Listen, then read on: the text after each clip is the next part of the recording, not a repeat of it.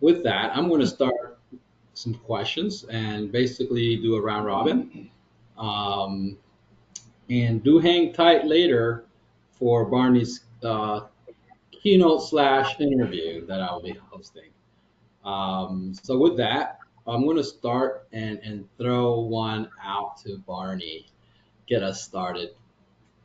In terms of the history of innovation in the DMV, I think you've seen your role as GIO for Maryland and DC and some significant technological shifts over the last 30 years.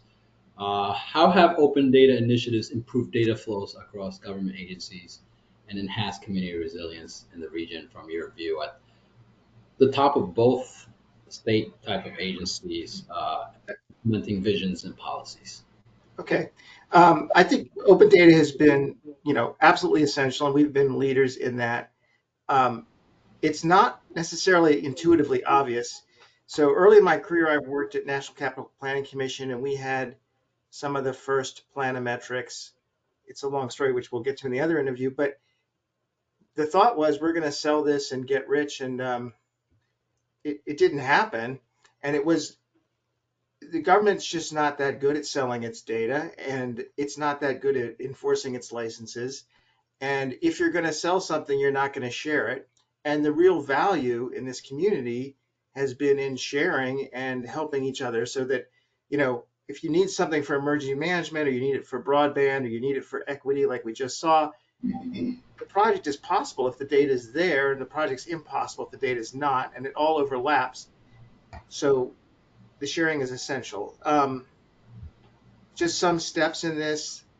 When under Vicky, I was at Baker, we built the first open data portal for the GIS system. It was very easy to use. You could download shape files. People loved it. Um, Vivek Kundra came along. He created apps for democracy and made a contest around that data. He also added business intelligence and data like that was live, like 311, and that became really a huge addition. Um, the Along the way, we adopted open data as part of the mission. So we hired a group called Applied Geographics, and they helped us write a strategic plan. And we we we used to say that open data is we will make data public to the extent we can, reaching beyond the DC government to make the data freely and publicly available to the fullest extent. So we're doing the same. We can go into Absolutely. a bit Yeah. too long, but I don't want to go on too long. Can you still hear me fine, Barney? Yeah, I think we're going to dive deep on that later. And Okay. open data, I think, is an essential ingredient. But I'm going to switch over to Martha. It's one thing to have open data and the policies and the mission, but at the data quality level, your history pioneering address management systems, solutions, and approaches. For example, the master address repositories work that you've done around the region and internationally, actually. Um, what are the key challenges you encountered in developing address standards, and how do they apply back to open data and its usefulness, in your view? Well, we looked at a lot of data, and one of the biggest, I think, stumbling blocks to developing open data in the sense of shareable data was the number of stovepipes, the number of agencies. I remember talking with Barney at one point about how there were like 40 some agencies of the DC government, all of whom maintained separate stovepipes of address data in different formats, different kinds of things. And as we got further into that and working with other jurisdictions, DC consolidated it into the DC MAR, which everybody uses these days and has for many years.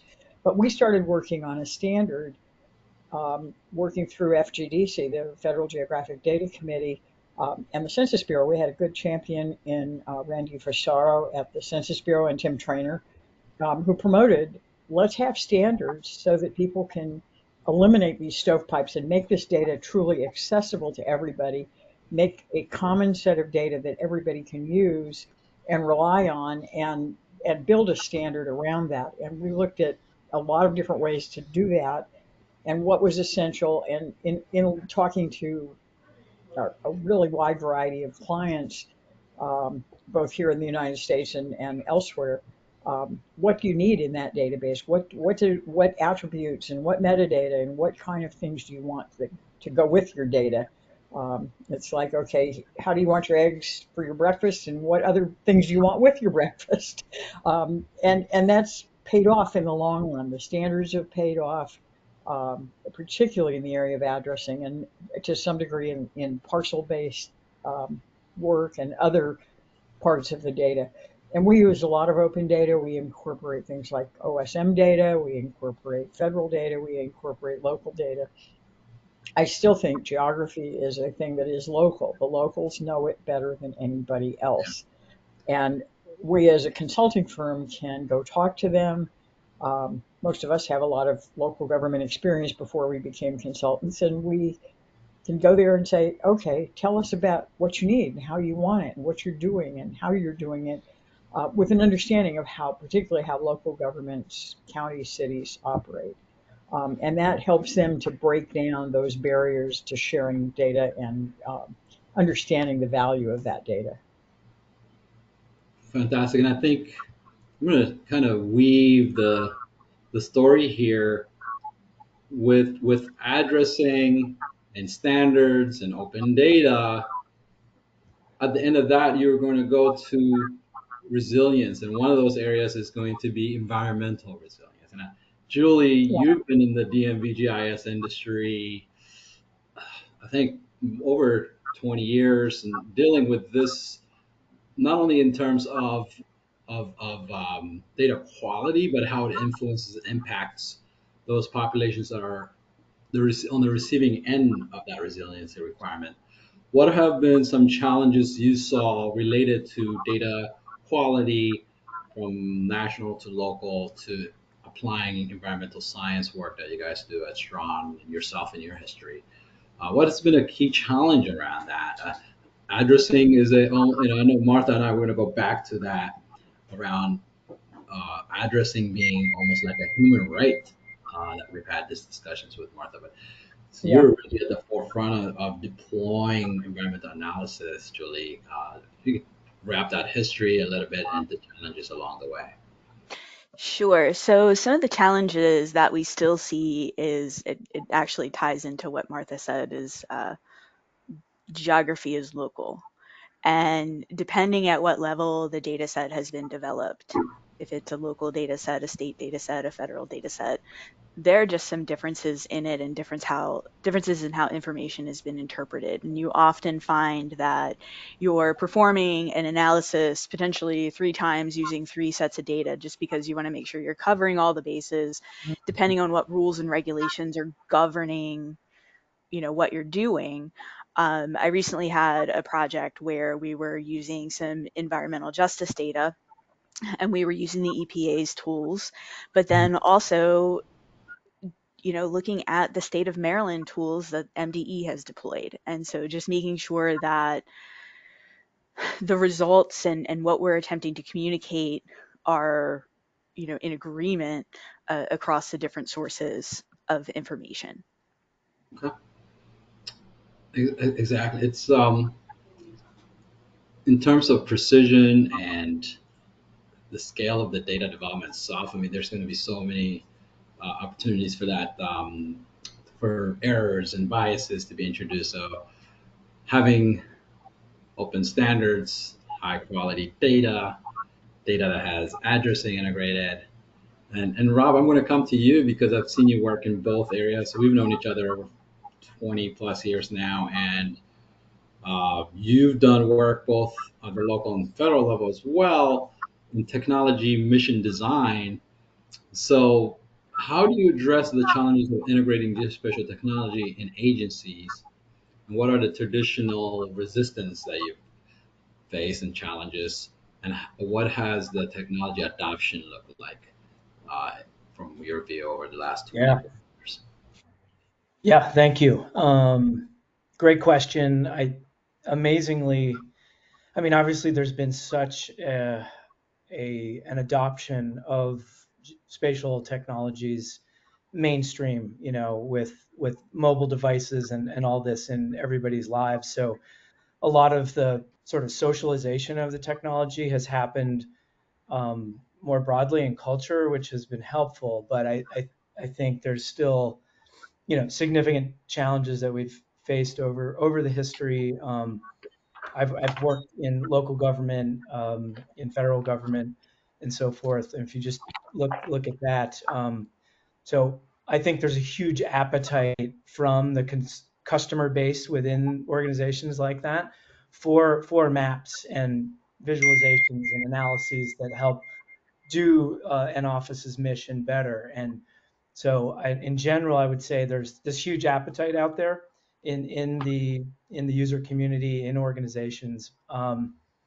So that's not as much the problem today as it was perhaps in the beginning. In the beginning, let's say 20, 30 years ago, it was making people aware that this technology exists. We can help you answer questions, right? We've moved past that. Now it's okay. We know about the GIS stuff. It's, is it easy to use? Is it giving me the right answers? All the stuff, Julie and Martha were mentioning there. I mean, Barney knows this better than anybody. People were coming to him, it is the data accessible? Is it correct? For their purpose, right? And so, I mean, in terms of barriers today, I honestly do think it's demonstrating that this is data of the same quality, of the same value. I mean, another challenge that has come into, I think, affect the geospatial industry over the last, let's say, 10 years is the fact that there are many other technologies, more broadly IT technologies, that do spatial stuff, right? IT in general, and data science, and software engineering, and cloud, and all that. Is the edges of these fields and technologies is fuzzier and fuzzier, and so the capabilities that might have only been done in a GIS 30 years ago now can be done by any dozens of different technologies in today's world. So I would say it's a more complex technology and data environment, and so sort of fighting for how we can help you, whatever it is you're using, is sort of our challenge now. And the big thing I look at in terms of an organizational is does the organization have a workforce that can handle the technology that you're trying to implement? Is the technology adaptable enough for that organization? Is it going to be flexible? That's really important. And then is there an in-house workforce that can handle maintaining it and keeping it going and doing all the modifications they want to do? And that's often really what's going to matter, whether this is going to take and be successful in the long run. So. What a perfect segue, Rob. We did not talk about this before, even though we work together, because Barney, one of my questions to you is going to be going back, I think, just after you guys deployed the DC Atlas with that entire planimetrics and all these applications deployed right to the public. The entire world started using that. But right along that, I think you guys did an important transformation in the workforce development planning. So talk a bit about that innovation. That's an innovation to me that's still evolving, but you implemented a workforce development training with the HR department of the DC government so that We folks could did. take training. Talk to us a little bit about that and Um, what's that look like now? well, I'm going to give some credit to one of the DMV partners. When I was at Baker, a client of mine was Tom Connery at Fairfax County, and he had a good training program there, and I got to see what Fairfax was doing as their contractor.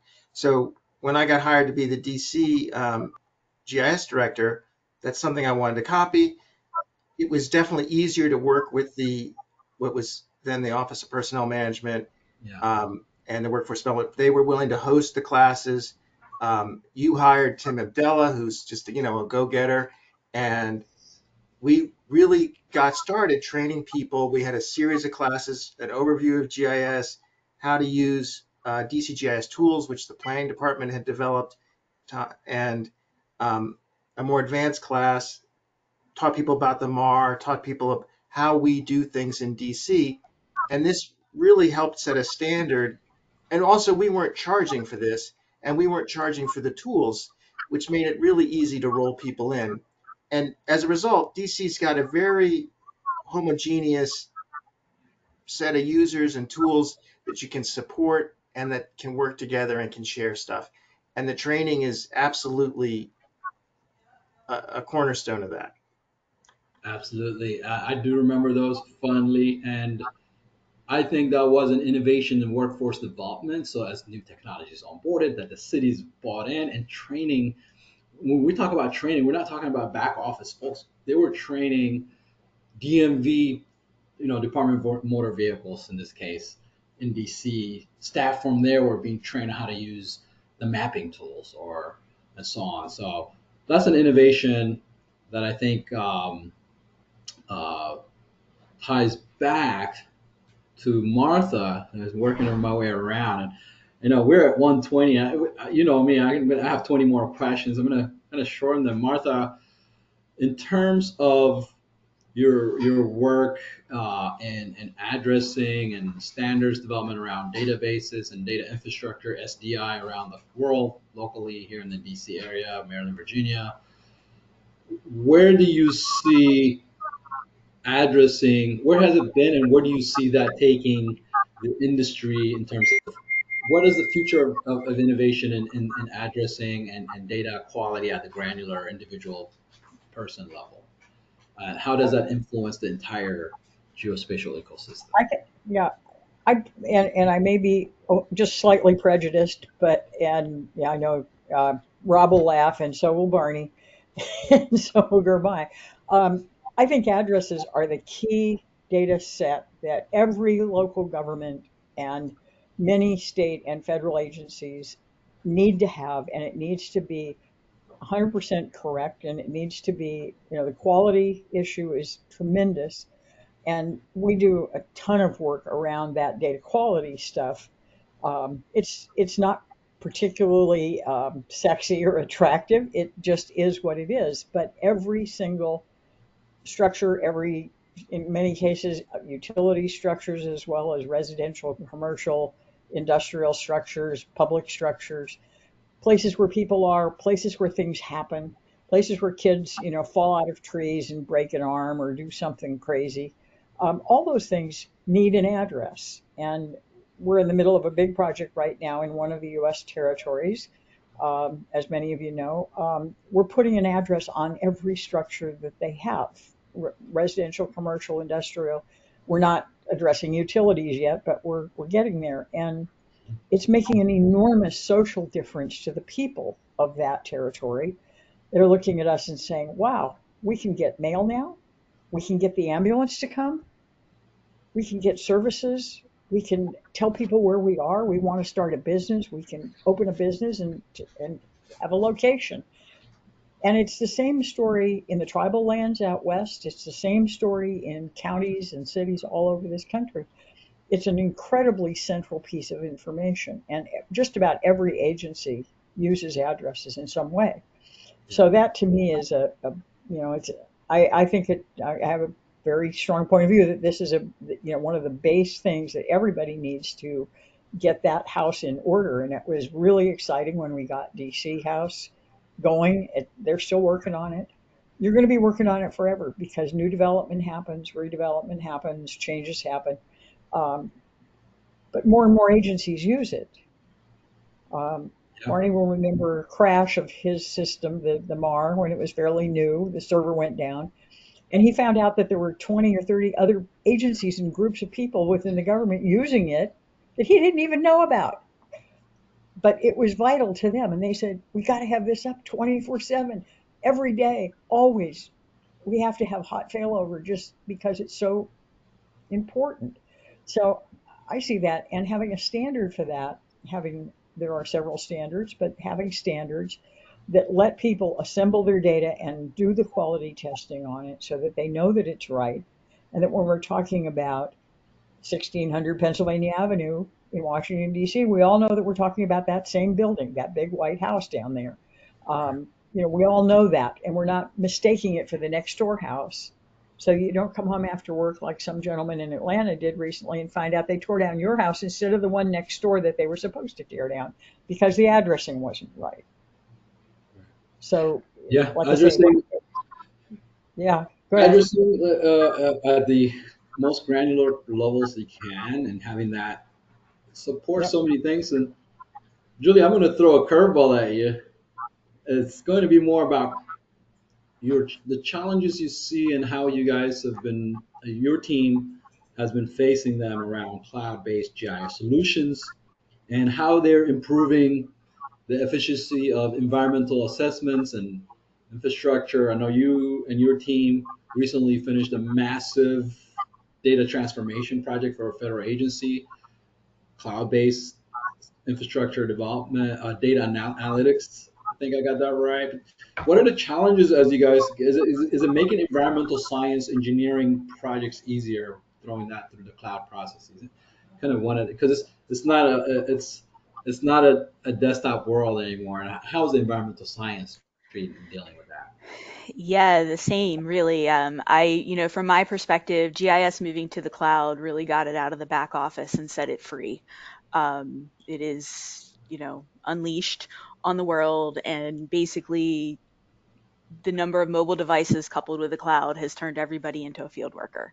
Um, it's created a lot of opportunity to deploy data collection tools that are very specific to a purpose, to get feedback really quickly, make changes really quickly. And, that whole life cycle of developing something, deploying it, and using it has really been shortened. I think in most cases, to the benefit of the overall discipline. We enjoy these seamless workflows now. Um, I can't even remember the last time I've like downloaded data, because it all, like, I can do everything I need to do in the cloud. I don't need to like take it down, put it up, take it down, put it up. There was a time when that was really common. Um, Yeah, and now we can go from collection to quality control to reporting, all in one breath. And from that standpoint, it's just really opened up a lot of opportunities. And, there's always going to be issues with scaling and how fast and things like that. But in the grand scheme of things, it's really allowed us to put this power into the hands of the end users, and to really get that on the ground information very quickly. absolutely. You said something very important, near and dear to my heart. I used to download and upload lots of times, and maybe I miss that now. I do not miss it. Well, you were one of those folks early on that went back and forth on the mission and policy and planning and management, and also highly technical DBA work. And I've known your work for at least the last 20 to 25 years. Has been back and forth with that, and you've helped missions deploy capabilities and kind of tying our history of innovation in the DMV and in geospatial technologies, but with a future looking angle, taking it from where Julie's talking about and then back to what the workforce training and what Martha talked about, and again, I'm going to coin what you said, not coin, reuse what Martha said. Addressing is a human right. You work a lot at the Census Bureau over the last 15, 20 years. And how are the technologies around machine learning and AI transforming or enhancing uh, SDI in your view and their use cases in, say, infrastructure management and security, considering cloud and IoT and lots of AI agents? Yeah, good question. Just thinking about the Census Bureau, people might not realize is how much data they put together and eventually release for public use beyond the surveys that are so well known, like the decennial census. or the American Community Survey. There's literally hundreds of other data sets that they're helping to integrate from other data that exists, from other agencies, from state agencies, and so forth. So there's also modeling that happens in today's world where people don't respond to surveys the way they used to. Imagine that. And so there's had to be a way to offset for that. So we still need to cover all the geographies, all the topics that need to be addressed. And so there's been a huge attempt to build new data products from existing administrative data that may exist from other organizations, even commercial organizations.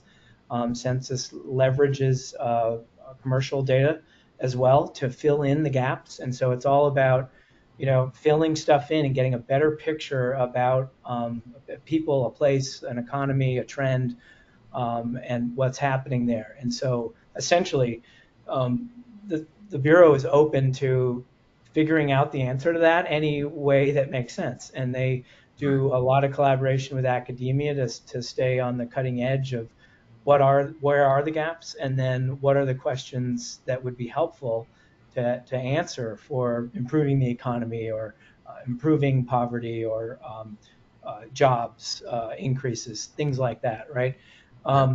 So that's a big thing. There's a lot of modeling happening, and then the other bit I wanted to mention is, there's all this data in today's world. There's data overload, right? That's true even just in the Bureau's context, but it's a microcosm of everywhere. And so now it's about how do you properly disseminate all this data? And I think, the Bureau has spent a lot of time thinking about that problem. Like, how do people find your data? I mean, the open data portal at DC government is another great example of that. But that's sort of the new challenge I think we all have in this field is we've got all this data. Where do you go to get it and integrate it and search and discover it, and having ontologies that make sense for specific industries like environmental or emergency management and so forth. These are not easy challenges to solve, and that's where we are as an industry today. It's not just do we have an address for this one spot, but it's like, does that address show up in the bigger data set, and is it discoverable when somebody's searching for a subject that might be very specific, transportation or whatever, and then is the right data set showing up? They can integrate it without having to download it to your local machine, Julie, and integrate it right into their app. So we're now dealing with like the harder interconnected web problems, but that might be to our credit. We've taken things a long way. But that's kind of where I see kind of future stuff here. It's the modeling, and then it's the dissemination, and how do you really organize that information for people. Thanks so much, Rob. I have 5 more questions per panelist. However, I just got slacked that I only got I'm over by a couple of minutes here. We have a session of 3 or 4 more people joining. I would like to keep you guys on standby to augment that group, but this is 5 different discussions. I am looking forward to diving deep in an interview style with Barney. And if you guys want me to ask hard questions, make sure you send those.